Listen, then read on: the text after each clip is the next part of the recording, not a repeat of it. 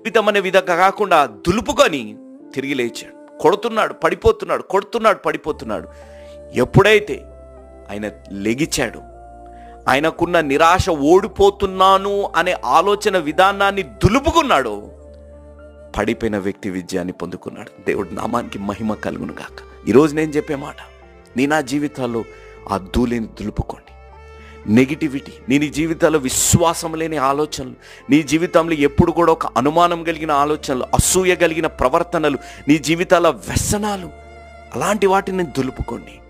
దేవుడు మిమ్మల్ని విమోచించి, మిమ్మల్ని నడిపించి, ఏదైతే ఆనందము, సంతోషం, అతి ముఖ్యంగా నీ జీవితంలో ఉన్న ప్రేమ సాతానుడు, అపవాది దొంగలిస్తున్నాడు, అవన్నిటి నుంచి దేవుడు మీకు విమోచన కలిగించి, బలాన్ని ధరించుకొని, నీతిని ధరించుకొని, పరిశుద్ధతతో జీవించి, ఆ ధూళిని దులుపుకునే విధంగా దేవుడు మిమ్మల్ని దీవించి ఆశీర్వదించునుగా.